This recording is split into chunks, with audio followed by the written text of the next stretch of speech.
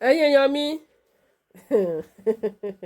ẹ̀rín kó mo kọ́kọ́ rẹ́rìn ná ṣe mọ̀ pé wọ́n sọ wípé kí Olú Alo mú ìyàwó ẹ̀ bọ́ta ìyá ẹ̀ ń sọ wípé òun ò rí láti bí ọdún mẹ́ta òun ò gbóhùn ẹ̀ rárá ó fún ọmọ àzìtẹ́ ti fi ọmọbìnrin yín fẹ́ ọkọ ẹ̀ ní ìdá ti béèrè ẹ̀ mọ́ ẹ gbọ́ ṣé bẹ́ẹ̀ ló ṣe jẹ́ ẹ̀yin tẹ́ ń lọ sí ṣọ́ọ̀ṣì Olú Alo so ní ìsìn báyìí ọmọ yín obìnrin tẹ́ bá ti lè fi fẹ́ ọkọ ẹ ní ráìtì lórí ọmọ yẹn mọ́lẹ̀ sọ pé jẹ́ kí n lọ wo ọmọ mi o ọmọ mi bímọ jẹ́ kí n lọ kí o ṣé ń gbọ́ o àárọ̀ ọmọ mi ń sọ mí o jẹ́ kí n lọ kí o wọ́n ní kò sáyè yẹn mọ́ o ẹ̀yin tẹ́ ń lọ sí ṣọ́ọ̀ṣì Olú Alo ẹ lo 36 yín dáadáa má jẹ́ sọ̀rọ̀ jù ẹ wá lọ gbọ́ ohun tí wọ́n sọ lórí ọ̀rọ̀ Olú Alo because tá a bá ń sọ̀rọ̀ yìí sọ̀rọ̀ kan máa sọ pé kíníkan kí ló kún ẹ̀ bẹ́ẹ̀ kí ló kàn yín bàbá jẹ́ èèyàn ọmọ tiyín ló ń kì mọ́lẹ̀ ló ń ṣe gbogbo dáadáa fún báwo ló ṣe máa rí lára yín ẹ dá mi lóhùn báwo ló ṣe máa rí lára yín ọmọ ọlọ́mọ kíníkan mú kíníkan ọmọ ìyá ló ń kì mọ́lẹ̀ ṣebí ẹlẹ́ran ara ni gbogbo wa báwo lẹ ṣe máa sọ pé kí ọdìdì pásítọ̀ kó má níyàwó ńlẹ̀ àwọn kan wá sọ pé ṣé dandan ni ṣókàn ẹ̀ nìyẹn yín tẹ̀ sọ pé ṣé dandan ni tó kàn orí yín gbaná ṣé ara yóò ara kò sí anybody tí ààrẹ òun dìde ń gbà mí náà pásítọ̀ yín tààrẹ bá dìde jọ ṣé inú wo tọ́lẹ́tì ló fẹ́ lọ kíbọ̀ ni àbínú páìpù tó wà ní bedroom àbínú kitchen tó rán sọ̀rọ̀ ní ìṣẹ̀yẹ́ sọ pé yẹn kíníkan àbí ńgbà tààrẹ bá dìde tó nídìí àti màsáàjà rẹ̀ ṣẹ́yìn kó àyà náà kọ gbogbo yín kọ́ lọ́rùn kiri ń bẹ̀ ẹ wo ẹ má jẹ́ sọ̀rọ̀ jù ṣé gbogbo ẹ̀yin tẹ́ ń sọ̀rọ̀ tẹ́ ń ṣoríṣiríṣi mo ràn yín ṣe mò ń gbàdúrà pé nǹkan tó ṣẹlẹ̀ sí àwọn yẹn tí ìyá yẹn ò rí àwọn ọmọ ẹ̀ mọ́ tí ò rí ọmọ ẹ̀ bá sọ̀rọ̀ fún ọdún mẹ́ta tó bá jẹ́ pé ó ṣẹlẹ̀ sí yín ìgbà yẹn lẹ máa tó mọ bó ṣe ń lọ ẹ wá lọ gbọ́ bí ìyá ìṣe ṣàlàyé ẹ̀. Yes ma, a ti ń gbọ́ yín báyìí. Àmín. Àmín. Ẹ jẹ́ ká wá mọ̀ ṣé Mr. Falana fẹ́ sọ fún àwọn ará ilé ìyàwó Olú Alo wípé ẹ ti fọmọ lọ́kọ o ẹ má retí ẹ̀ mọ́ o. Ṣé nǹkan tí gbogbo ẹ̀yin abiyamọ ayé nǹkan tí Olú Alo sọ fún yín sì ni wípé tẹ́ ẹ bá ti fọmọ lọ́kọ tọ́mọ ẹ bá ti lọ ilé ọkọ ẹ ní right lórí ẹ̀ mọ́ ẹ lè béèrè ẹ̀ mọ́ ẹ lè rí mọ́ ẹ̀yin gbogbo abiyamọ ayé ẹ̀yin ni mò ń bá sọ̀rọ̀ lálẹ́ yìí níbi tẹ́ bá ti gbọ́ wọn ẹ jẹ́ kó máa rókì ní ó kan àyà gbogbo àwa ìyá ká lọ́mọ ní ọkọ àbí tọ́mọ wa máa tó lọ ilé ọkọ àbí tó máa tó láya ṣé nǹkan tí wọ́n sọ fún wa ni wípé tó o bá ti fà á lẹ̀ o ètò kú ẹ̀ àtàlàyé ẹ̀ wọ́n béèrè ẹ̀ mọ́ o torí tí mo bá gbọ́ nǹkan tí màmá yẹn sọ nínú fọ́nrán tẹ́ fi jáde gbọ́ sí màmá yẹn lòun máa lọ sí Jesus city àbúrò náà ń pè é bẹ́ẹ̀ni pé ó fẹ́ rí ọmọ òun wá ní ẹ má yà mí lẹ́nu o ẹ má yà mí lẹ́nu o. adẹ ń gbọ́ nínú wàásù ní bẹ́ẹ̀ ṣe ń sọ fáwọn èèyàn wípé kí wọ́n mú ìyá wọn láì jẹ́ bẹ́ẹ̀ni kí wọ́n lọ máa fún ìyá wọn ní nǹkan bẹ́ẹ̀ni wọ́n fún bàbá wọn ní nǹkan ṣùgbọ́n ìyá àyàwó yín kò lè rí ọmọ yẹn sójú láti ọdún mẹ́rin kò dẹ̀ gbóhùn ẹ̀ láti ọdún mẹ́rin. Holiness ni Bíbélì dẹ̀ tọ́ o where no man shall see the Lord, right? bẹ́ẹ̀ni. Ṣé bàbá 87 years old yẹn bàbá Falana is 67 years old I look at his age just now. Bàbá 87 years old bàbá Falana wá ń sọ fún bàbá tó fi ọmọ ní Olú Alo lọ́wọ́ wípé bàbá ẹ lọ jókòó jẹ́ ẹ lè bèrè ọmọ yín mọ́. Ṣé nǹkan tí náà wọ́n sọ fún wọn nìyẹn? Ṣé nǹkan tí òfin wọ́n sọ fún wọn nìyẹn? Well, I wanted to believe wípé bàbá Falana ò sọ bẹ́ẹ̀. bẹ́ẹ̀ni. Because mo rí pé lẹ́nu mẹ́ta àwọn àti DDM jọ fà á ṣùgbọ́n DDM tún kọ́ máa tún wá wípé pé bí bàbá bẹ́ẹ̀ ṣe jọ ní ohun àtọ̀ bàbá ló tún wá wà lára tó wá yọ níbi tó wà so mo fẹ́ gbà wípé bẹ́ẹ̀ni bàbá Falana ò ní fèsì gbẹ̀gbà kò ní sọ wípé irọ́ o kò ṣe kò rí bẹ́ẹ̀ wọ́n láti dúró ẹ̀ because Olú Alo fún ẹ̀ ní àwọn àbálẹ́yà tó máa ń tẹ̀lé káàkiri o àwọn ìyàwó ti mọ̀ pé tí Falana is a son. He's a somebody that has a name in Nigeria. That when you hear his name, every other like bẹ́ẹ̀ni bẹ́ẹ̀ni bẹ́ẹ̀ni.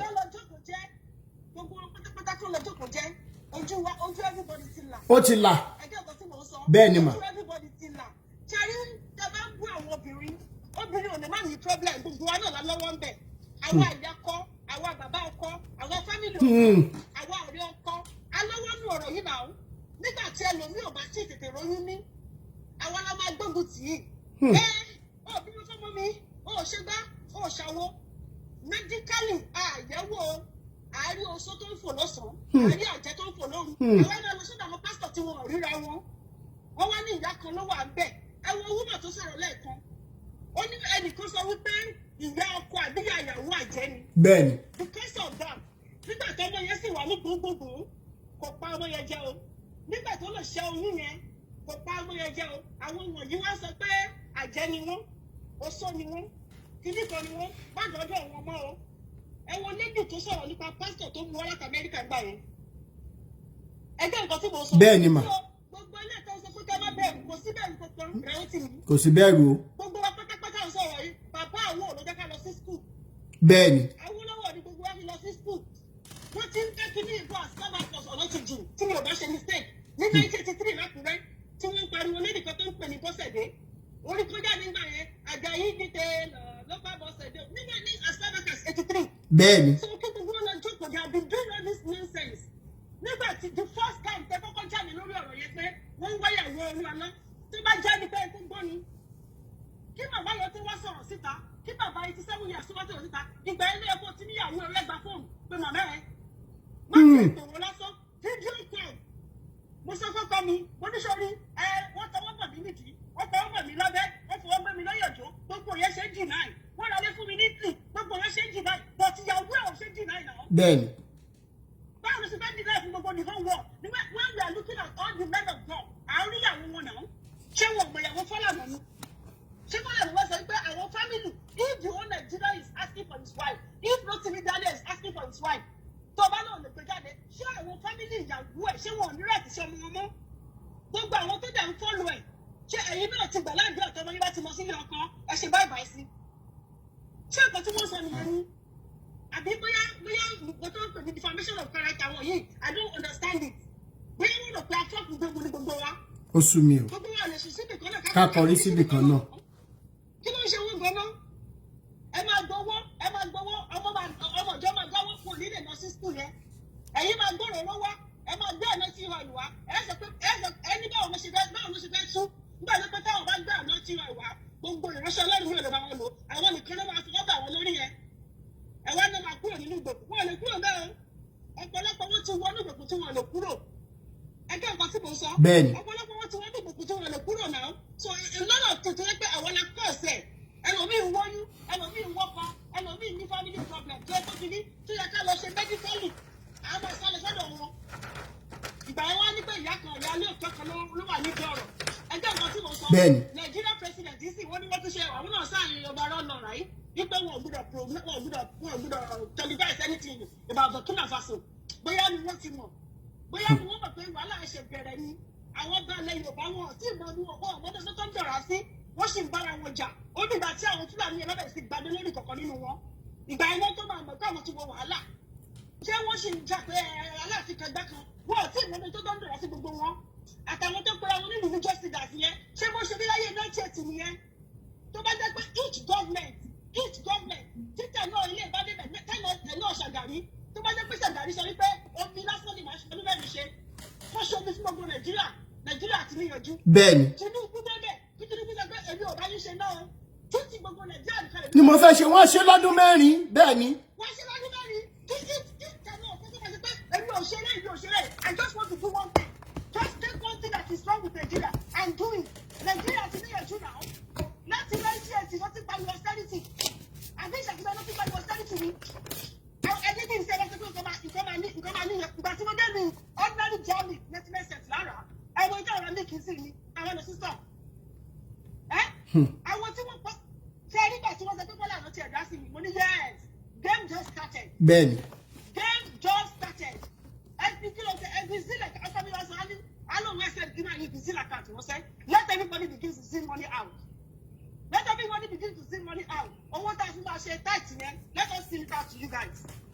Let us see it out. Tọ́gbẹ́dẹ̀ ló fáwọn ọmọ silence yìí ṣebí kọrí yìí ṣe ń gbà kan ṣebí ìyáàdù yìí ṣe ń gbà kan tọ́gbẹ́dẹ̀ ló fáwọn olè silence yìí mẹ́wàá máa dìde. Bẹ́ẹ̀ni. Tọ́gbẹ́dẹ̀ ló fáwọn olè silence Rotimi Daniel another 10 people máa dìde so we have just started.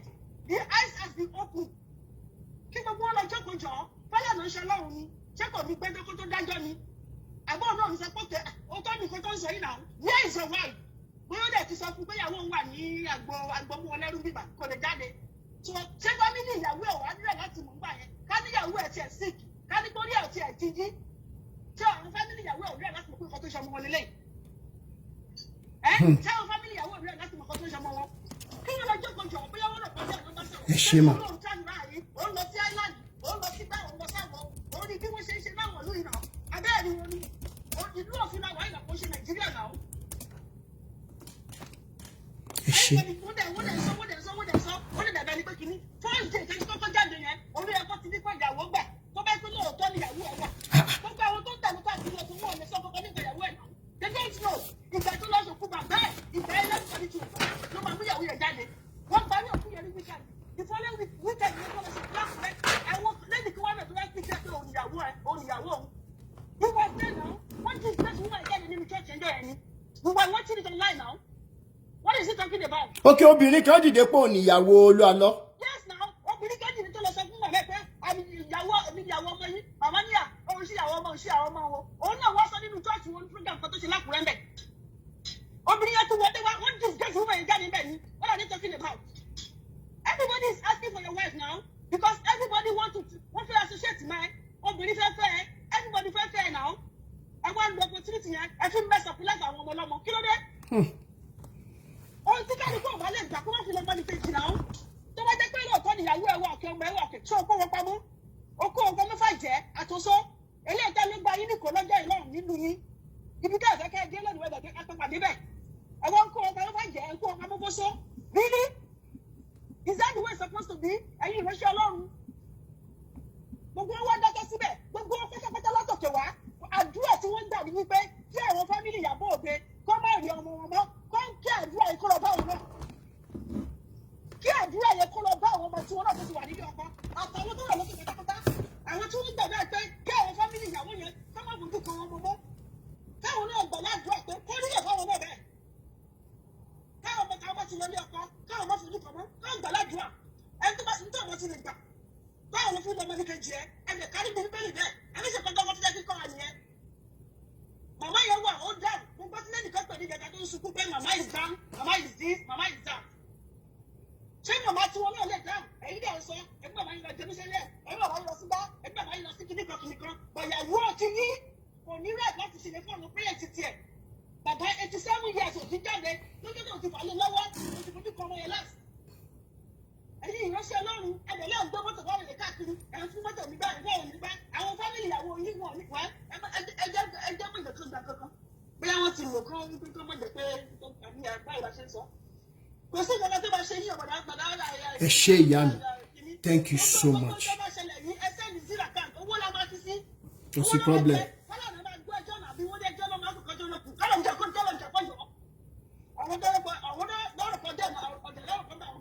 bẹ́ẹ̀ni ẹ ṣé ìyá mi thank you so much ma àmì ma save number yín ẹ ṣé ma yes yeah.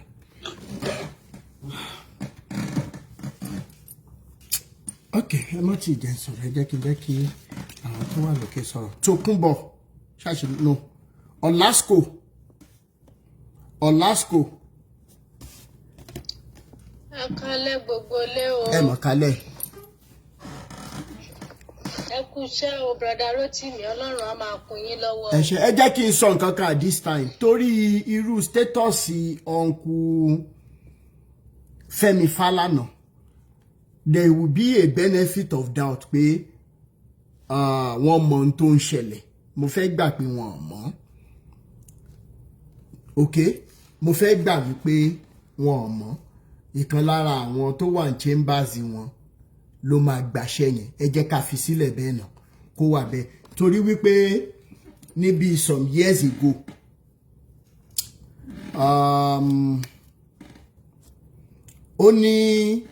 ó ní ìpéjọpọ̀ kan tí uncle Fẹ́mi Fálànà wà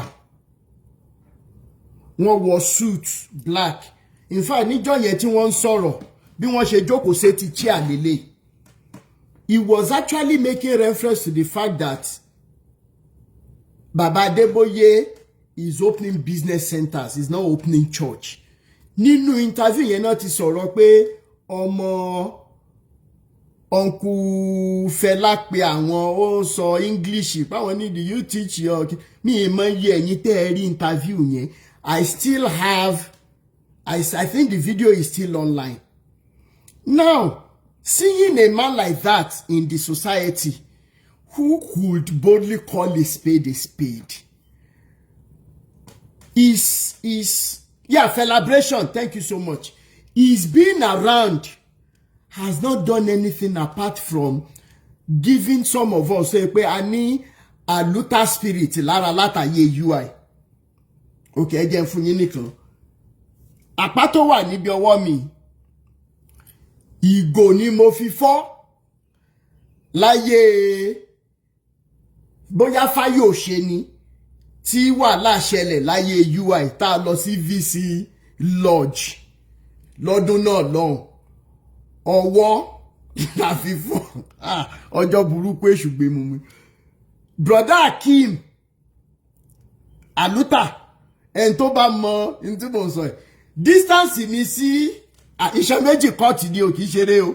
Jaja the student hospital náà gbé mi lọ níjọ́ náà lọ kẹ́jẹ̀ tó stop bí mo ṣe gbé dórí lélẹ̀ pé lẹ́ni ìṣẹ́ ìjọ yẹn ìjọ tá ń sọ yìí ni wọ́n gún Aluta ní ọ̀bẹ after Queen's Hall lọ síwájú UI gate.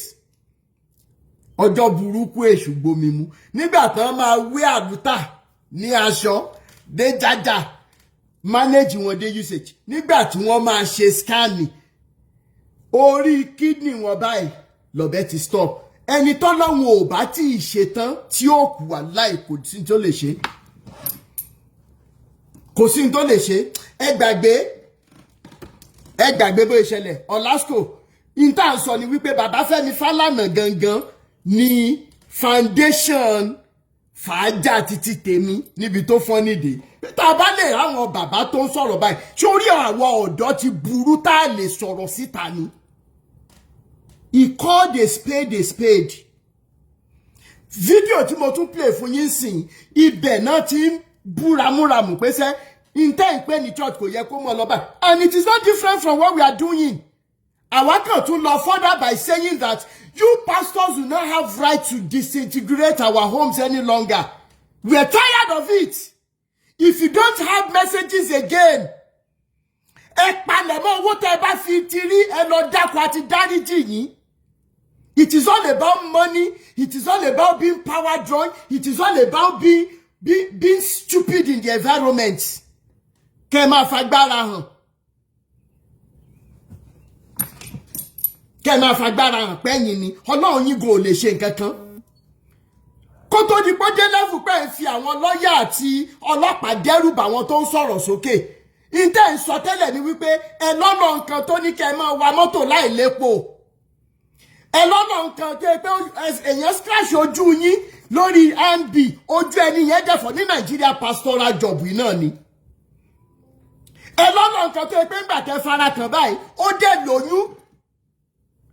Ẹni Ọlọ́run kan tẹ́ ń bọ̀ lórí bíríìjì kò tó pọ̀ trailer náà dẹ̀ ń bọ̀ torí trailer yìí ò ní bírèkì tó bá tiẹ̀ ṣe pé òótọ́ ni all of a sudden ẹ wá bára yín lódì kejì. Ẹni Ọlọ́run tó fẹ́ràn yín ju everybody lọ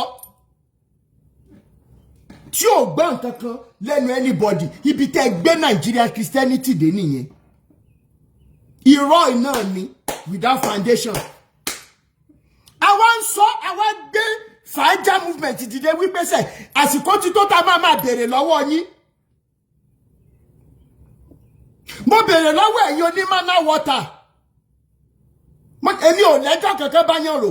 Evidence gbogbo testimony tí ọ̀gá yín give. What we are asking is this. Tí n bá délé ẹjọ́ máa sọ. Ìtí mo sọ nú fídíò yẹn ni wípé woman tó lóyún tètè gbà tóyún yẹn wà nú ó lọ sọ hospital ó lọ ṣe scan. Àwọn doctor àwọn nurses bẹ̀rẹ̀ sí ní sáré káàkiri. Wọ́n wá béèrè pé kí ló dé tí ò lórí. Ìyẹn pé kí ló dé tán sá kiri. Wọ́n ní pé oyún yẹn kò sí orí ńbẹ̀. Ọkọ woman yìí wọ́n ní ó fẹ́ ṣe evacuation fún woman yẹn gẹ́gẹ́ bí ọ̀gá yín ṣe sọ. Mi rò pa kí ìjà yòpa nínú tá ń sọ. Torí ẹjọ́ ni mo kọ́ mi lè jà. Ẹjọ́ mo mọ̀rọ̀ mi ìmọ̀ jájá. Ó wá kúrò. Wọ́n ní ká evacuate, wọ́n ní ká má evacuate, gbọ́dọ̀ sọ fọ́kọ òun. Ó wá délé ó sọ fọ́kọ ẹ̀. Torí ẹ̀yin lẹ nìkan lẹ rò pé bóyá ẹ mọ story sọ. Ọkọ wá pé ọ̀gá yín ó máa ná water. Bó ṣe wá pé oní máa ná water tán, orí fóònù ni mana water pr ti pé praise mana water ẹ wá mú ní ìmọ̀ country tí wọ́n ní ọkọ àti ìyàwó wà torí story wọn ò kí ń lẹ́sẹ̀. Finally ìyàwó padà lọ ṣe antenatal. Àwọn doctors tí wọ́n ń sá káàkiri kí ló tún ṣẹlẹ̀ ọmọ tí ò lórí níjọba ìbáìbáì ọmọ yẹn ti lórí. Adúpẹ́ fẹ́lẹ́dùmarè adúpẹ́ lọ́wọ́ ọlọ́ọ̀ba oníṣẹ́ ìyanu ni. Ok ìwọ pro testimony giver bó ṣe rí bulletproof kìíní ẹ jẹ́ mọ́ bínú ṣé ẹ lè fún wa ní evidence ọ̀rọ̀ tẹ́ sọ yìí. One a gbọ́dọ̀ mọ woman yẹn a gbọ́dọ̀ rí before and after test results. A fẹ́ mọ ọkọ woman yẹn. Finally iṣẹ́ wo ni ọkọ woman yẹn ń ṣe tó fi ní owó lọ́wọ́ láti lè ra bulletproof SUV. Káṣẹ́ tó wá sọ mana water tí arábìnrin tó rí èyí 360 okay tó yí sí mana water yẹn ẹ máa pray sómi torí wọ́n ní pé ẹ ń pray sí ẹ máa pray sómi yẹn a máa gbé omi wẹ́ ẹ dẹ̀ pray sí a dẹ̀ gbé lọ sí hospital tí ò bá ti rí bẹ́ẹ̀ ẹ jẹ́ lọ dákẹ́ ẹ máa arrest gbogbo àwọn tẹ́ ẹ bá fẹ́ arrest lọ káwá sọ tá a sọ lórí social media torí ẹ̀yin náà lásán orí social media láti rí.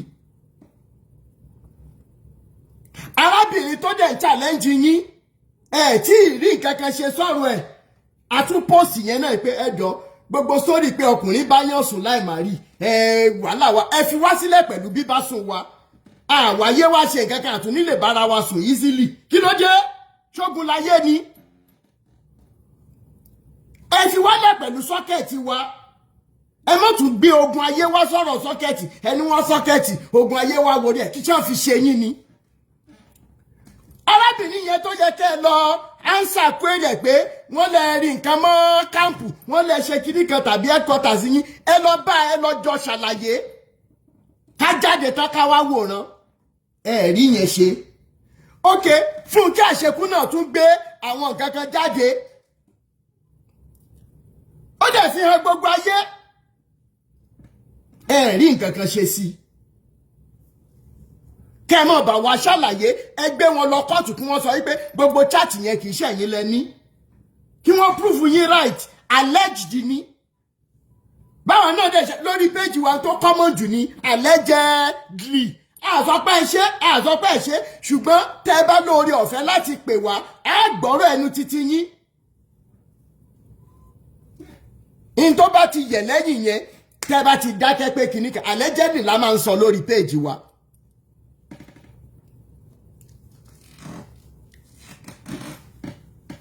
Meanwhile, Mo Samuel ṣe wà ńbẹ̀. Mo Samuel ṣe wà ńbẹ̀. Mo Samuel ṣe wà ńbẹ̀ jẹ́ rí comment yín. Mo Samuel. Okay. Ẹ bá ń screen record.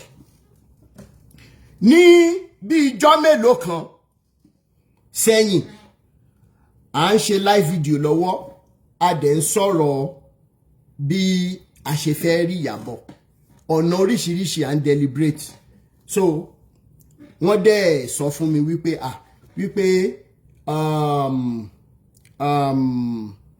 Sister Yetunde Elebuibon pé coordinator kìnnìkan náà pé káríchì wọn okay adẹ̀sọ àwọn nǹkan kan. Now ọ̀rọ̀ tí asọ́njọ́ yẹn ó fẹ́ jọ defamation of character so Sister Yetunde Elebuibon àǹfààsìkò yìí sọ wípé kẹ́ ẹ má bínú dádì ìwé Elebuibon tèmi náà máa ń sọ̀rọ̀ wọn 247 ẹni tó bá ti ń tẹ̀lé mi for some time pé iota of or kí ni mo fi máa ń compare yẹn náà pé ìtẹ́lọ́rùn àti contentment ló sọ̀ráǹdì bàbá ká mo máa ń kọ ẹni tó bá máa ń tẹ̀lé mi dáadáa so kí ẹ pé a sọ nǹkan kan láti bu ẹnu àtẹ́ lu dádì Elebuibon àtó bẹ́ẹ̀ Sister Yetunde Elebuibon tó bá jẹ́ pé nǹkan kan tá a sọ níjọ́ yẹn ó bí nínú ẹ jọ̀ọ́ nítorí Ọlọ́run ẹ fọwọ́wọ́nú ẹ má bínú àti ṣe apology yẹn má bínú bẹ́ẹ̀ ọ̀rọ̀ Ìyábọ̀ Òbé bó ṣe ká wa lára sí la ṣe ń sọ because imagination mo sì sọ láàárọ̀ ẹ̀ ó dà pé mi àtẹnìkan sọ̀rọ̀ láàárọ̀ ẹ̀ mo ní reason tí mo tún ṣe wà down ni wípé mo imagine tó bá yẹ pé ibi tí Ìyábọ̀ wà lénìí sìn tó bá yẹ pé wọ́n ń fọ́ọ̀sì láti fẹ́ gbà fún lóúnjẹ ńkọ́ ìkíní nọ́mbà 2 tó bá yẹ pé bóyá torí gbogbo nǹkan tó lè ṣẹlẹ̀ sí tá à ń ronú lọ síwájú ronú lọ sẹ́yìn tí wọ́n bá ti gba ọmọ lọ́wọ́ ẹ̀ ńkọ́ ọ̀ pé bóyá nǹkan kan ṣó wà lálàáfíà it is my major concern nítorí ìdí èyí ńkọ́ ẹ má bínú nta àsánjọ́ yẹn a ní intention láti bàyàn kankan lórúkọ jẹ́ o ìyẹn lọ bẹ́ẹ̀ Olasco ṣe wà ń bẹ́ẹ̀. mo wà ń bẹ̀ sá o. ó yẹ bá wa sọ̀rọ̀ ẹ má bínú. ẹ ní sọ tán lágbára Ọlọ́run. àṣẹ Èdùmàrè. Elédùmarè ó dúró tì yín ni ó tì yín lẹ́yìn. àṣẹ. ṣe rí mọ́mì tí wọ́n ti sọ̀rọ̀ síwájú yẹn tí wọ́n ṣe lèmi náà ṣe most of àwọn kan ò mọ̀ ní Ọ̀ṣun state tèmi wà ní Nàìjíríà lèmi wà wípé èèyàn kan wà tó ń jẹ́ Rótìmí Daniel tó ń jà fún liberation àwọn ènìyàn tán wà lọ́dà ìgbèkùn àwọn false prophets. Mo nílò láti ra data fún wọn. Wow. Ní kán lọ máa follow. Wow. Mo share program. ẹ ṣe ìyá Ṣé mi. wọ́n rí woman kan wà tó ń lọ chọ́ọ̀chì CAC? Ó di orí rẹ̀ mú tó ń sunkún lọ́jọ́ yẹn ni. kí ló dé tí wọ́n ń sunkún. Ó ní kò tiẹ̀ sí ti ń jẹ́ chọ́ọ̀chì mọ́. Ó ní chọ́ọ̀chì ti wá tán báyìí. Because ẹni tẹ́ ń sọ ọ̀rọ̀ rẹ̀ gangan yìí tá ń béèrè ìyàwó rẹ̀ pé kó mú yọjú síta yìí. bẹ́ẹ̀ni. Ó ló ti wá sí chọ́ọ̀chì àwọn rí láti wá ṣe program. ìyá. Ó ní nígbà tó dẹ̀ wá ṣe program yẹn ó ní iná ló kù tí kò sọ̀kalẹ̀ tóun àdùmáyà mẹ́sẹ̀gì gbogbo nǹkan tó sọ.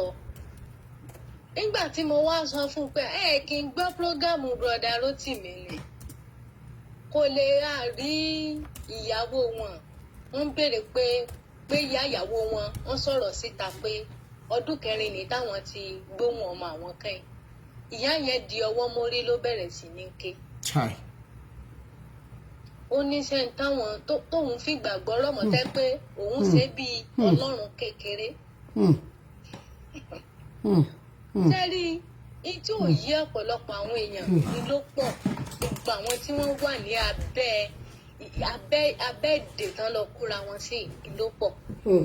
Ọmọ kékeré ni mí o tí mo bá yín sọ̀rọ̀ ẹ̀ ṣùgbọ́n ojú mi ti rí nǹkan tó ju ọjọ́ orí mi lọ nínú ọ̀rọ̀ yìí pé ká lọ chọ́ọ̀chì àlọ́ chọ́ọ̀chì yìí. Nígbà tó dé àárín kan ìníyè mi ṣí wípé nídìí chọ́ọ̀chì ká tó sin ẹlẹ́dàá wa ká tó sin Olódùmarè. Ìgbà tó dàrin kan níyè mi ṣí lọ́lọ́run fúnra rẹ̀ ṣí mi ní iyè. Ẹ wo ìyí tí ìfẹ́ mọ nǹkan tó fẹ́ ṣẹlẹ̀ we will not stop until we done. bẹ́ẹ̀ni. We will not stop until this liberation must come true. bẹ́ẹ̀ni ó ti ń ṣẹlẹ̀ It must báyìí. come to reality. Ó ti di dandan. Àṣírí wọn ò ní bò. àṣẹ. Àṣírí wọn ò ní bò. Ẹ jọ̀ọ́ títà ọ̀tún ọmọ tá a bá fẹ́ di ìránṣẹ́ Ọlọ́run ṣebí fúnra Ọlọ́run ni ó fọwọ́ tọ́ ní ọkàn tí ó gba ọkàn tí ó dẹ̀ máa ṣe nọ́mà. Èwo wá ni ó ti wá di wípé tọ́ọ̀gì tí ń fagbá má báyìí ó ti ń dúró lórí pẹpẹ ó ti ń pèrà ní pásítọ̀. Mo lọ bì kan ní Ọ̀ṣun state tí mo wà yìí broda Rótìmí mo ṣe lanu kalẹ̀ nìyí. Pásítọ̀ tí mo ti kọ́kọ́ bá lórí máìkì báyìí orin òṣùpá ní kọlọ́. Ibi iwájú àga tí mo fẹ́ jókòó sí báyìí wọ́n ní àwọn special guest ló níbẹ̀ tọwọ́tọwọ́ mo fi dìde pé màá ráwọn ìránṣẹ́ Ọlọ́run special guest tí ń bọ̀ ẹ jẹ́ bọ́ọ̀sì ti brain yín àti àwọn ọmọ sọta tí wọ́n ṣẹ̀ṣẹ̀ lóòdù tán tójú wọn tó ti rẹ́ẹ̀dì kán rẹ. àwọn ní special àwọn guest. jókòó sí àwọn ní special guest. nínú ìjọ náà. lẹ́yìn nígbà tí olórí ìjọ gan gòdè tó ní ìjọ tí ó dé ojú tiẹ̀ gan ó kọjá kíyàn ní àpòlò àpólò tó máa ń pọ́n lójú èèyàn. Ṣé wá rí tí mo wá rí lọ́jọ́ yẹn ni wípé ṣé wá ráwọn testimony tí wọ́n ń gift àwọn iṣẹ́ ìyanu miracle ìran tán máa ń rí yẹn. Ẹ lè bìlífù wípé àwọn tí wọ́n ń ríran sí àwọn tí wọ́n fi owó háyà. Bẹ́ẹ̀ni. Wọ́n ti sanwó fún wọn. Ẹ̀yin tẹ́ wá jọmọ ọjọ́ máa wá wò pé níjọ́ wo ni tiyín máa dé, ìjọ́ wo lọ́lọ́run máa dá yín lóhùn. Kí ni tí mo tó lọ gagi mú sí wájú báyìí pé kò tiẹ̀ dá mi lóhùn kó rìnà rí mi. Wọn ò rìnà rí mi because èmi ò sí nínú list àwọn tí wọ́n ti kíráàmù sórí. Nígbà wa tó dé àárín kan ọpọlọ wọn náà padà ń ṣiṣẹ́ àṣesẹ́yìn, wọ́n padà ń gbọ́mọ ọba fọ́sùn. Ó ti ní obìnrin kó ti ní orúkọ rẹ̀, orúkọ wọn yẹn wọ́n ti há sórí. So ó wá gbé orúkọ ìkan fún ìkan. Ó wá sọ pé ṣebí ìyá ẹ̀ ti kú. Bẹ́ẹ̀ nìyẹn ṣàkàkú wọn lé pé ìyá òun ò tí ì kú. Ẹ wò ní tí ẹ lè rẹ́rìn gan-an. Ọlọ́run tí ẹ jẹ́ tí ẹ gbọ́n yòókù mọ̀ tí mo kó bàtà mi. Mo ní láyé ọlọ́mọdé fẹsẹ̀ tẹ́ tí ń jẹ́ ṣọ́ọ̀ṣì mọ̀ because tẹ́ bá tún tẹ́ríwọ̀ ìjọ mi ẹ ti sì tẹ́ríwọ̀ nìyẹn. Bẹ́ẹ̀ ni King Franco, bẹ́ẹ̀ ni arìnjì ni. Ṣé ẹ mọ tán ti rì mọ́lẹ̀ ni. Kọ́mọ sọ́ta kó náà wá di pásítọ̀ kó mọ dúró lórí púpìtì kó mọ wàásù. Ẹ rí i pé ọ̀rọ̀ ẹ̀sìn yìí ti wá ó ti bàjẹ́ dé wípé gbogbo ẹ̀yin àgbà CAC àsìkò ti tó fún yín kẹ́ ẹ dìde. Ó ti tó àsìkò ti tó báyìí o. Ẹ ṣé ìyá mi, thank you so much. Irú èyí tá à ń sọ lọ́wọ́lọ́wọ́ yìí gangan ó yẹ káwọn àgbààgbà tẹ́sán yẹn kó ti dìde kí wọ́n ti dìde kó ti dá ìbéèrè sí question tí wọ́n dúró sí. Ó yẹ kán ti dìde kán ti lọ ṣe bí meeting papọ̀ pẹ̀lú ẹ̀ kó ti sọ ká ti rí ìdáhùn sí ìbéèrè tí wọ́n béèrè yìí. Èmi gẹ́gẹ́ bí ẹnìkan orí mi ò ní burú lónìí jẹ́ rírú ẹ̀ tọ́mọ obìnrin mi ò wá má rí ọkọ kan wà ní kinní kan kí n má fojú kan ọmọ for better for worse àbí káyé for better for worse tí ó má dà.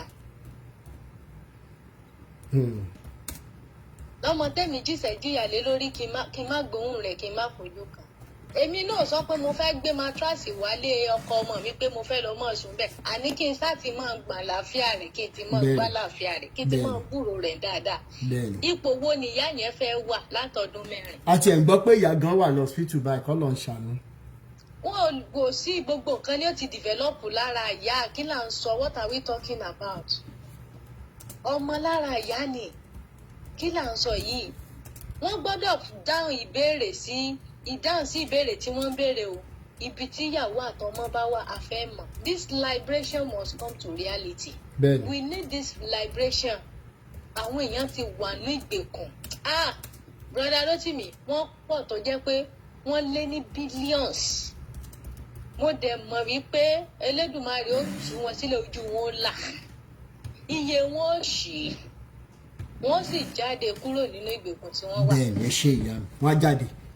Ní dákẹ́sẹ̀. Ẹ tó ṣẹ̀dá ayé àti ọ̀run máa tì yín lẹ́yìn. Ní ṣìṣe. Thank you so much. Àmín. Orin kan ló ń trend ní ìsìn. Júdásì ó mọ̀ pé Jésù wá kú. Owó orí ẹ lásán ló fẹ́ gbà. Skáàmù ti wà tipẹ́. Skáàmù gan Júdásì gan. Thank Kí you ló dé so tó much. fẹ́ gba bíráìbù lórí Jésù? Kẹ́ lè bá mọ̀ pé owó ó ti ń ba ayé jẹ́ tipẹ́. Owó jẹ́ bẹ́ẹ̀ni, ẹ ṣé ìyá mi. Ó ti ń Thank ba you ayé so jẹ́, much. ó ti ń ba tipẹ́. So Thank you. àní dákẹ́ kò Àní sí dákẹ́, wàhálà bẹ́ẹ̀ni. àfàájá tá a Bẹ́ẹ̀ni, jalulẹ̀ bẹ́ẹ̀ni. àwọn èèyàn máa Ẹ ṣé. jáde. Ẹ ṣé. Sister Olúkẹ́mi, mi wá gbogbo ẹ̀yin tí ẹ ń nawọ́ sí àwọn tí ò ní data on behalf of this liberation movement. Ẹ ní táwọ́ ná, ẹ ní tàràkàkẹ́ tó jẹun. Elédùmarè ò ní fi jíjẹ mímu yín síbi tí ìnira wà. Gbogbo bẹ́ẹ̀ bá ṣe wá ń ṣiṣẹ́ yẹn láti jẹun, láti mu, láti lè gbélé ayé dáadáa. Mo gbà ládùúrà wípé ní bọ́ sínú àìsàn, ní bọ́ sínú ìnira. Pírí lologo ń jí, àyúnlọ àyúnbọ̀ lọ́wọ́ ń yẹnu ẹ mọ̀ lọ́rí ẹ mọ̀ bọ̀rí ẹ ṣé Olúwakẹ́mi ṣe wà ń bẹ̀. Yeah, ló ti nìyẹn kalẹ̀. Ó lágbára báyìí in fact. Tí bá wà bí iṣẹ́ ń gbà mí báyìí, mo ṣe kúrò tí bá wà lórí program ara máa kọ́ mi níbẹ̀ nígbà kí n sọ̀rọ̀. Bẹ́ẹ̀ni. Ẹ wo, mi ì tiẹ̀ mọ̀. Mi ì mọ̀ kan tí mo fẹ́ sọ because this thing is getting worse every day. Like, bí wọ́n ṣe lè bá Olu Alo sọ̀rọ̀ yẹn, àwọn Christian, àwọn tó ń pera wọn ní wòlíì yìí, kò jẹ́ kó rẹ̀ wọ́n. Dágbé Olu Alo tí ìjọba ti rí nǹkan ṣe sí ọ̀rọ̀ Olu Alo yìí. Gbogbo àwọn tó ṣe nǹkan mọ̀ náà yẹn, they will not. Pẹ̀lú ẹran, pẹ̀lú ajá, gbogbo wọn kàn pera wọn ní wòlíì, inú máa ń bí mi. Tó bá ti rí tẹ́mi máa kàn tẹ̀fẹ́ wájà rí pé kí n tẹ̀gbọ́ ọkọ̀ tí wọ́n èrè lè sùn. Tí bá máa kílìkì báyìí tí mo kúrò bá àwọn sáyé sẹ́yìn mi request sí mi join mo wá hàn friend gbogbo wọn ìmí máa tún ṣe é lò tó bá ti rí pé lóyìnbó ló wà ṣáá wọ́n ṣàmà wá bọ́ ṣe máa penetrate. Ẹ wo Olúwa fi ń ṣe o because Olu Alo gbọ́dọ̀ produce ìyàwó ẹ̀ gbogbo program tí èmi bá ti rí èmi máa ń comment where is the wife àti tí yóò tó pera ẹ̀ ní Tóyìn Ìfẹ́mi yẹn. Tóyìn Ìfẹ́mi ó máa ṣẹ̀sìn. Wọ́n fẹ́ fi ní trend nílò. Bẹ́ẹ̀ ni. Ó ṣàfẹ́ ń gbé orúkọ yín sí. Àdàbí àbí tó bá bí ọmọbìnrin o irú ẹ̀ báyà ṣẹlẹ̀ sọmọ ẹ̀ then she will now know the pain. Mo máa ń sọ fún gbogbo wọn ìkànnì wọn post pé I don't know for them o let them go to her to Olu Alo house and go and ask ṣé àwa la fẹ́ ìyàwó fún Olu Alo mo dẹ̀ sọ fún pé they will still use you. Bẹ́ẹ̀ ló bá tara ló bínú lórí post ni pé èmi àti generation mi mo dẹ̀ jẹ́ kó mú ìtẹ̀bàjà èmi ni generation mi wà liberated ìgbé kílé tó ṣe ń kalára ṣé kò tó àwọn prophet ẹ̀. You shouldn't fight back when I said so if you believe in that so-called prophet of yours. Ní ìmọ̀ ibi tí kí wọ́n get to ìdásí wọ́n ti ra wọn níyì ọ̀pọ̀lọpọ̀ àwọn tó ń tẹ̀lé wọn yẹn ìdásí kò ṣiṣẹ́ mọ́ because how will you be under such ministration? Nǹkan báyìí ṣẹlẹ̀ ẹ̀dẹ̀ jókòó àwọn abiyamọ èyí tẹ̀ ní ọmọ ẹ̀dẹ̀ wà ń bẹ̀ yẹn ẹ̀lẹ́ yín lè communicate pẹ̀lú ọmọ yín èèyàn kan náà sọ wípé òun bọ́ ọmọ òun sọ̀rọ̀. That for 4 years ẹ̀dẹ̀ ṣì ń jókòó sí ọdún and you are still supporting. Gbogbo property sì ni ọ̀rẹ́ tó yìn yẹn gbogbo wọn ló máa ń wà lábẹ́ comment section ni all because of this rubbish he is saying. Obìnrin for that matter. For her to be saying àwọn obìnrin tó wá sórí platform yìí àwọn ló máa ń gbéra wọn lọ bá pastor tó bá gbéra wọn lọ bá pastor ò ní àbí ó ní ẹ̀mí Ọlọ́run ni ló ní ṣé pastor ò lè control ara ẹ̀ ni. Ó sùn mí. Because I don't understand. Are they saying the iniquity you go continue?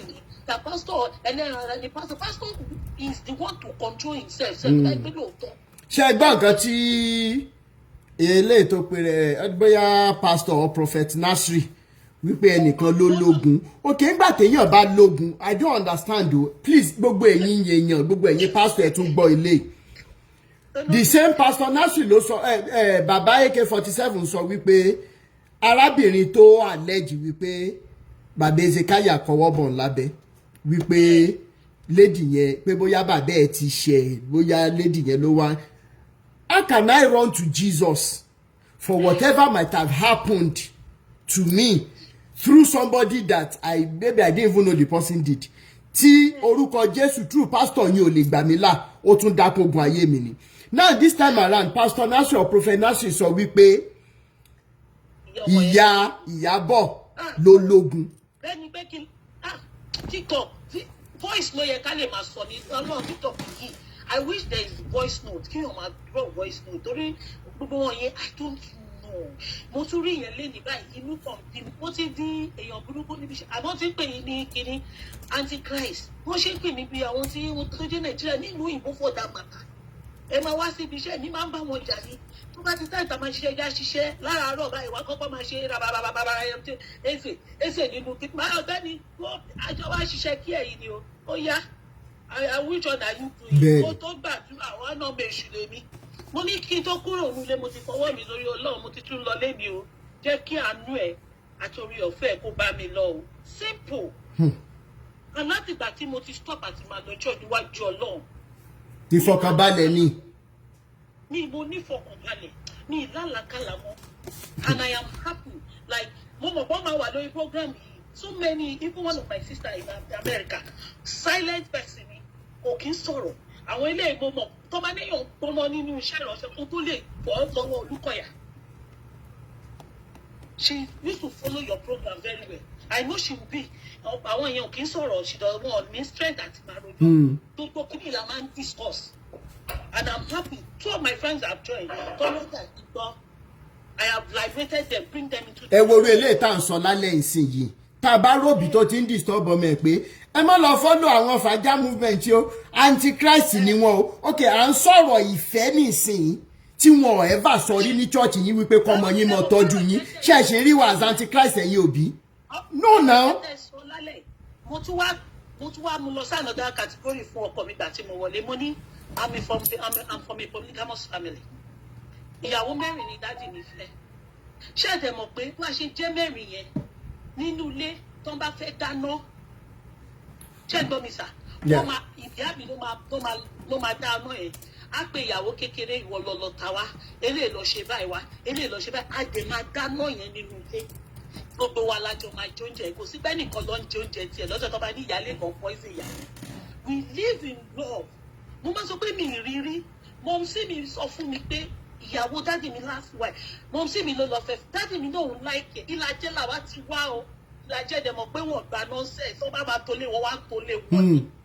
Dáàdì mi ló sọ fún mi pé ọmọbìnrin yẹn mo láìkẹ́ o, láàbí lọ rí ìyá ẹ̀. She told me that who am I not to go? Tí ìfẹ́ bá ti wà ń bẹ̀. She was just talking about like pé iye agency ta ló lè ṣe àfi kó poison ọmọbìnrin yẹn kó pàdánù. But there was so much love at that time. Nobody is saying that polygamous is good. But you got to say love, Lenny. We all went to the Christian home and Lord church.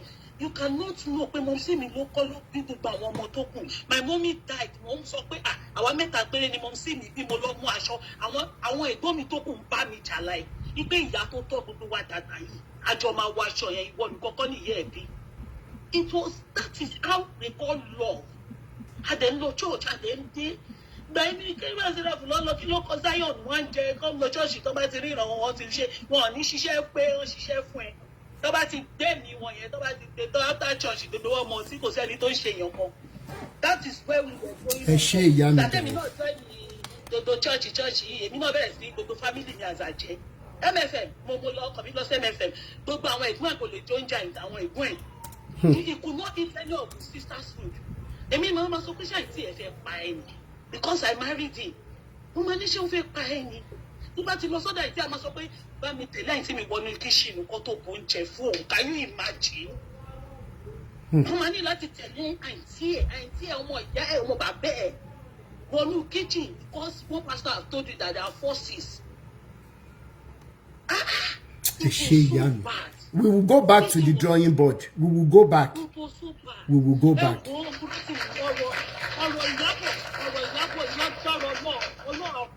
Àṣẹ. Wọ́n fẹ́ stop wa náà ni. Wọ́n fẹ́ stop wa náà ṣe gbé legal body dìde. We want to know where Iyabo is. Ẹ ṣe ìyá mi. We want to know and we must see her. Bẹ́ẹ̀ni. Nítorí ìyá yẹn kí ọmọ sọ̀rọ̀ tó dà lọ́rọ̀ tẹ̀ ń sọ. We want to know where Iyabo and the children are. Tí Olu Alo bá mọ̀ pé ọwọ́ òun tán, kí ló dé tó lọ ń pe lọ́ọ̀yà? Kí ló dé tó ń pe lọ́ọ̀yà? That means say he is evil. He himself wọ́n ti jẹ nǹkan, wọ́n ti gbé nǹkan tó ń ṣe.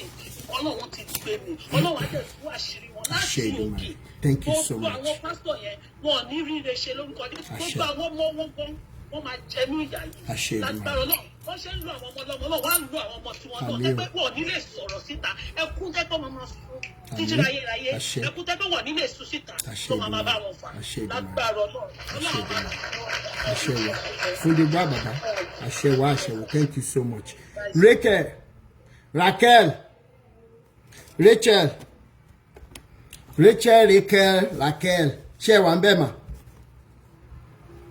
Ṣé wà ń bẹ̀ mà? Rachel, ṣé wà ń bẹ̀? Bonage.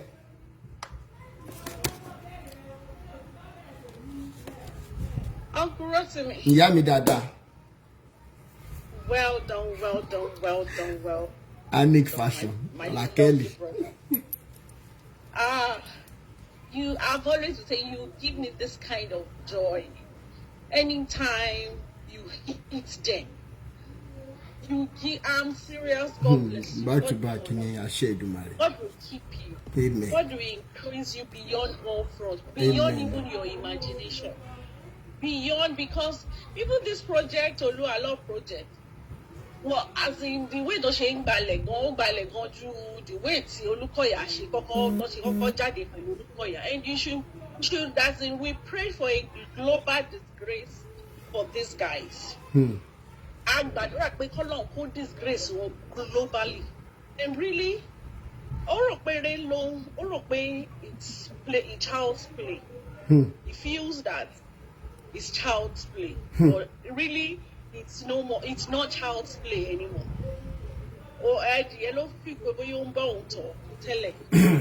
Unfortunately for him now, this legal tussle that he wants to now is even announcing this project even beyond where we ourselves need to go. He's announcing it more beyond.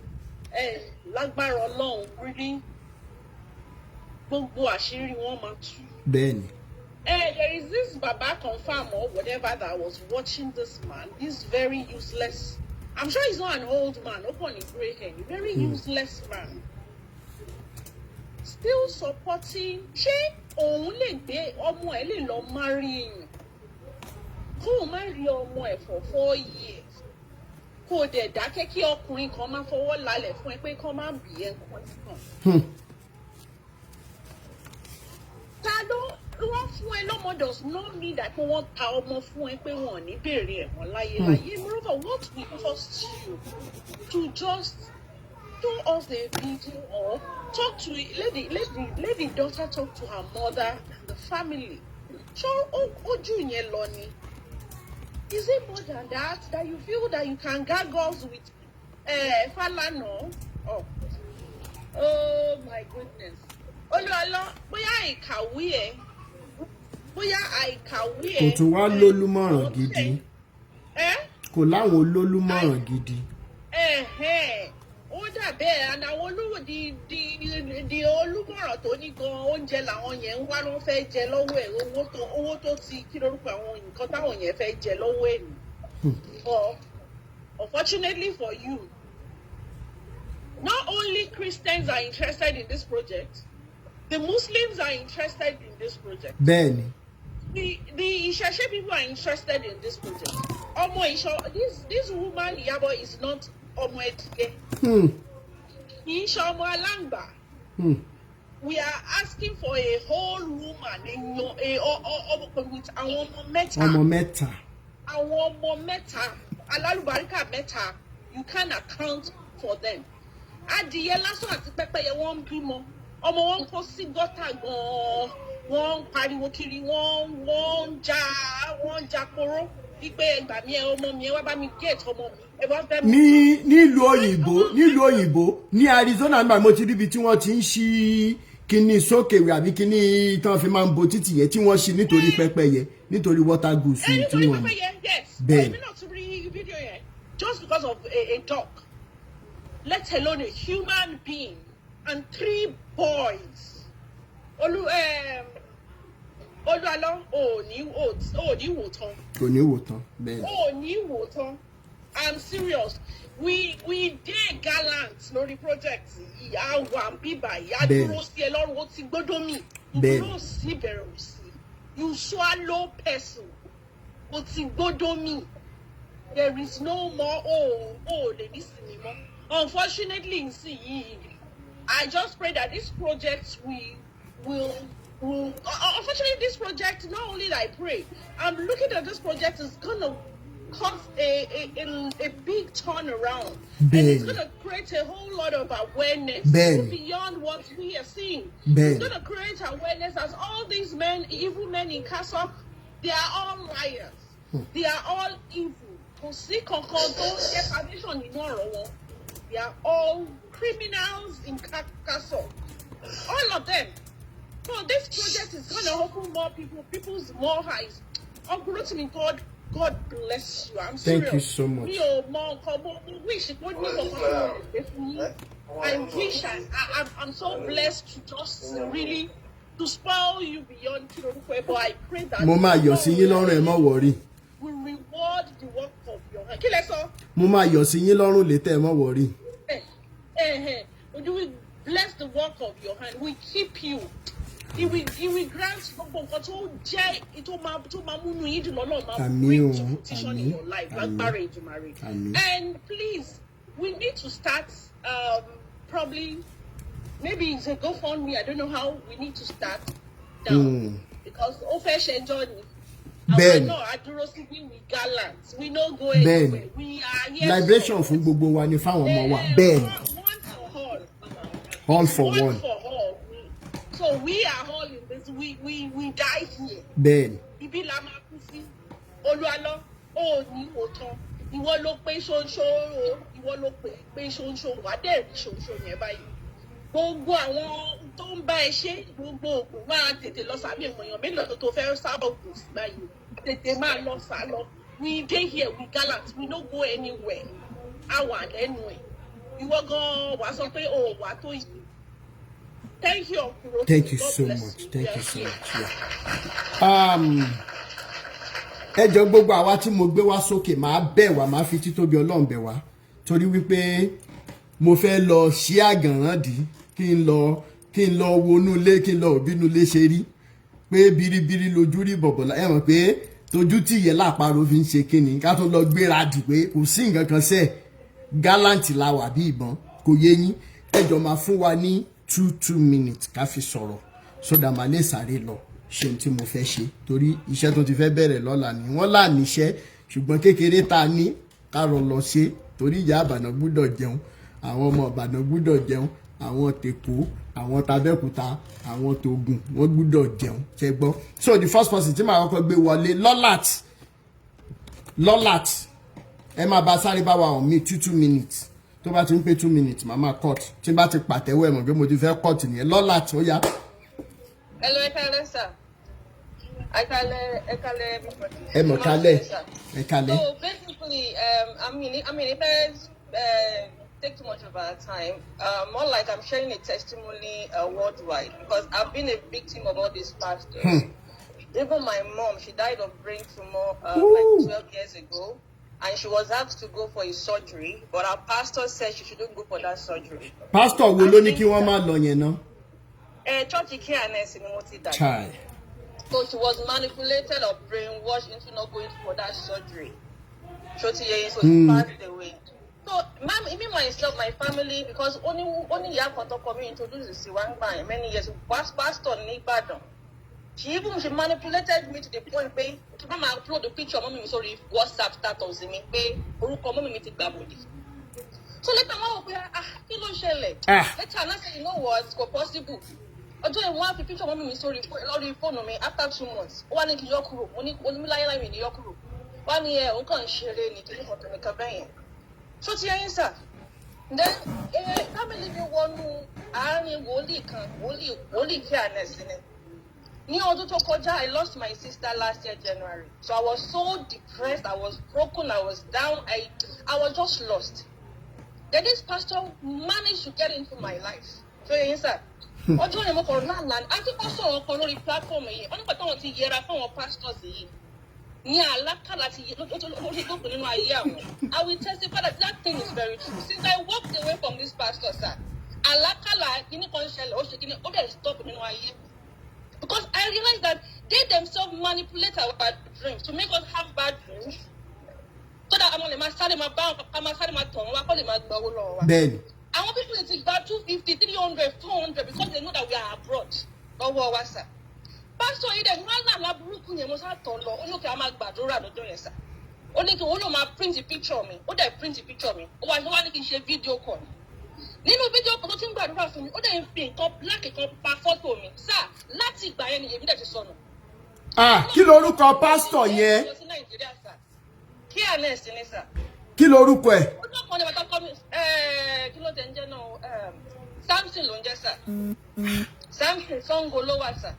Last week ọlọ́mọ àtọkọ mi jọ ń gbọ́ program yẹn wọ́n ní mo fẹ́ send the message sí audio pé woman kan share testimony pé èmi náà ti wà ní victim pé Ọlọ́run ló yọ mí pé mi ò tí ì lọ sí Nàìjíríà last year ibẹ̀ lọ tábìlì ò bá ti sọnù sí.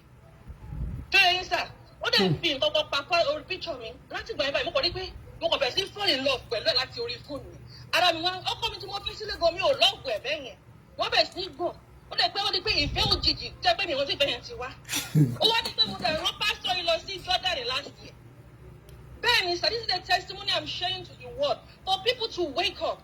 People need to wake up. These people are out there. They are it's a scam. All these visions and God, Ọlọ́run wà lórí ìtẹ̀sà. God is not a God of magic. Where he just give you vision. No, sir. Not vision just come easy like that, sir. Mo rán pastor lọ sí Jordan last year. Ó lè tọ́wọ́ ní ẹ̀hún nílẹ̀ kan, kìíní kan, 25 million. But later he gave me a station because I started having dreams. Because I'm very close to my God, I started having dreams. No, but something is not right. Until my husband intervened with prayer because Jehovah is ní jà nínú ilé ọ̀tá mi. Ta Ọlọ́run ló yọ mí. Bí èmi ṣe sí ni fẹ́ ẹ gbà mí o, Ọlọ́run ló yọ mí sà. Iye mi ṣí tó bá ti pè mí báyìí, màá ti sọnù. Mama kọ́ ti kọ́ lù báyìí. But the moment I pick his call, I will be lost. So I'm just trying to use this opportunity to tell people in this platform, if you are too close to a pastor, these people will just destroy our lives. We need to find our God ourselves. Ẹ jẹ́ ká jọ bínú tán ká jọ jàjà against àwọn people. Enough is enough. Enough is enough. Destroy people's lives. Olu Alo Ati, sir.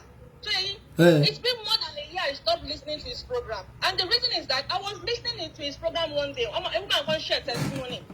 One day, I'm going to lo calendar, I'm going to share prayer.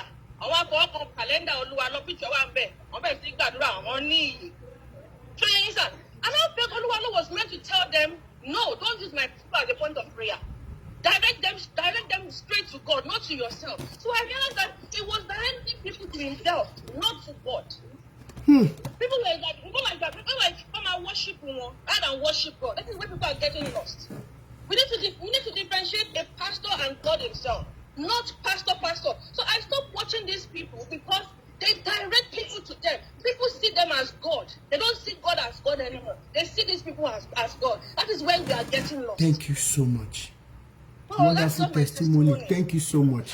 I hope this teaches some people a very good lesson. À ń ṣe handband, à ń ṣe kioda, à ń ṣe calendar, à ń ṣe sticker mo rò pé lórí ibu ni sticker mo rò pé lórí ibu làwọn tó ń ṣe. Nonsense. Betty Love, thank you so much, Lola, for that wonderful submission. Thank you. Betty Love, ṣé Betty Love wà ńbẹ̀? No. Bọ́sẹ̀dé course ṣé wà ńbẹ̀ mà? Sister Bọ́sẹ̀dé ẹni láti unmute o. Sister Bọ́sẹ̀dé okay.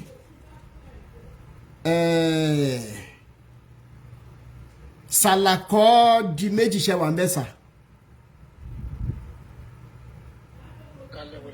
Ẹ mọ̀ kálẹ̀ bàbá mi. Yes sir. Ẹ bá gbọ́ sókè díẹ̀ sà torí àwọn tó wà ní Facebook àti YouTube. A ti ń gbọ́ yín báyìí.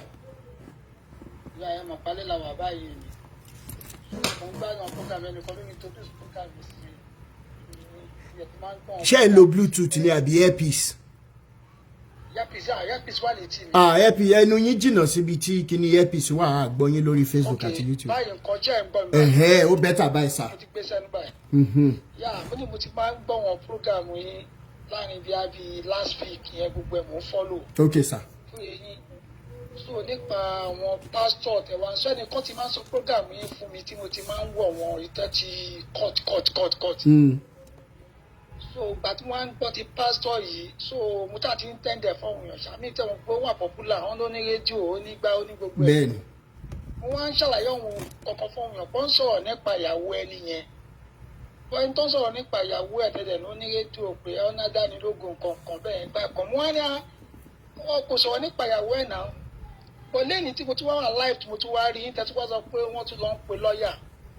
but nǹkan kan tó wáyà mẹ́nu pé èmi lọ gbọ́ láìfọ ẹ̀kan tí tó ṣe tó reply pé káwọn ọmọ ọjọ́ òun má sọ̀rọ̀ kan má ṣe gbà Bẹ́ẹ̀ni. má sọ̀rọ̀ kan ó náà wọn ò lówó àwọn ò lágbára ẹni tó lówó tó lágbára kí ló wá tí bó tó wá rí wọn tó wá fẹ́ fi pe lọ́ọ̀yà báyìí sí. owó Falana Chambers for that matter. òun ò lágbára èmi ti ẹ̀ ń wọ́ ọgbẹ́ pàtí wọ́n ń gbọ́ sí kó tó wá fẹ́ lọ pe lọ́ọ̀yà wọn pa wọ́n máa ń ṣe àwọn pípù ìtẹ́ kọ́kọ́ láì kọ́kọ́ máa parọ́ ọ̀kọ́ máa twist brain èèyàn ṣá. then nǹkan kan tí mo lè fẹ́ kó dẹ̀ yọ ohun èèyàn ni pẹ̀lú èmi ń sìn o èmi máa ń jẹ́ kó yé gbogbo èèyàn mi ò ohun kan yàn gbọ́ bóun kó má gbọ́ because èmi máa sọ pé mi ò lè control live èèyàn. oníkálukú ló ní live ẹ̀ bó ṣe fẹ́ lo live ẹ̀ mi ò ń control live èèyàn dẹ̀ lè control live mi mo ní live mi. bẹ́ẹ̀ni.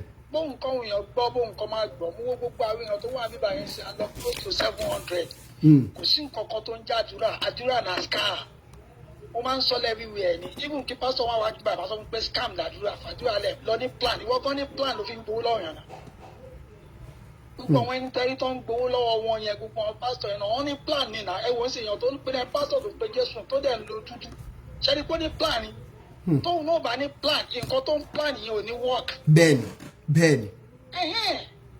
so ó ní plan so mi wọn tó dé tóun yàn kó o lè ní plan pẹ̀lú àwọn pípù yìí tó má déwájú yín kẹ́kẹ́ bí yóò wá yìí ń sìn bá àwọn ọmọ mi ò lè máa sọ wọn lòun orúkọ òṣì máa ẹ̀mí fúnra máa pé mi ì lè má ṣe kọ́ sí máa pe pásítọ̀ wá kí ni bẹ́ẹ̀ máa pe pásítọ̀ fún ní nǹkan tó fẹ́ ṣe so bọ̀ téèyàn máa ń ṣe bẹ́ẹ̀ yẹn sìn àwọn máa implicate èèyàn pẹ́ nìyẹn ẹ̀ sá fún àwọn èèyàn tó máa ń ní kọ́ sá fún mi wọ́n á ní pé ní o mọ́ lọ́hùn àyìn náà ọ̀dẹ̀ bí pọ̀ wọ́n lọ́wọ́ mọ́ lọ́hùn ẹ̀ máa ń tù bí èèyàn wọ̀nyàn tẹ̀bá ti ká orí yìí sì báyìí sọ máa ní kọ́ sá fún yín.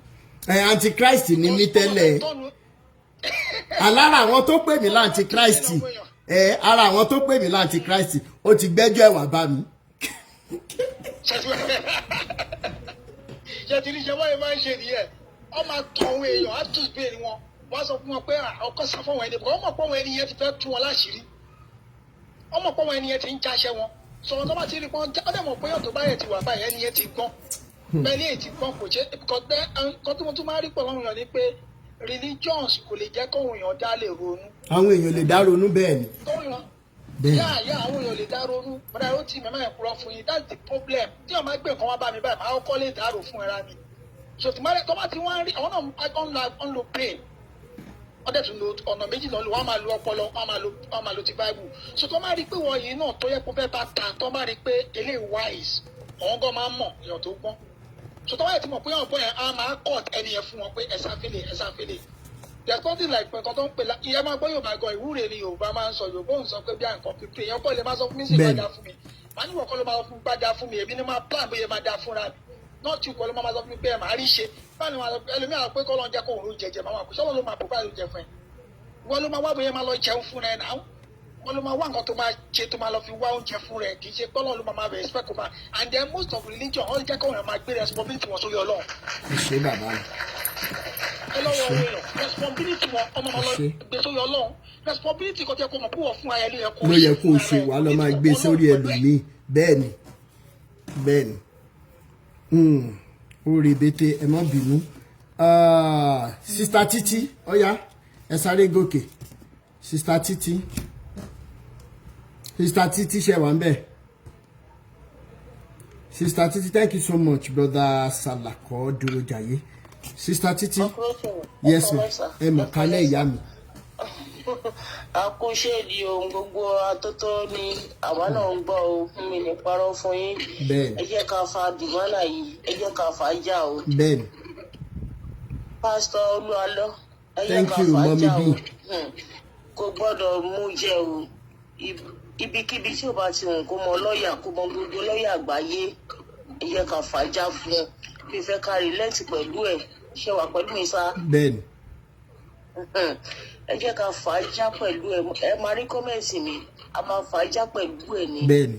ohun tí a mú wá fún wa lénìí ẹ bá wa like ẹ bá wa share ẹ bá wa subscribe sí Orí Òjíṣẹ́ TV ẹ bá wa tẹ notification bell sígbà tá a bá tún mú àwọn àkọ̀tun wá fún wa ẹ̀yin lẹ́ẹ̀ kọ̀ọ̀kan máa rí i títí di ìgbà tá ò tún máa pàdé lórí Òjíṣẹ́ TV ó dàbọ̀.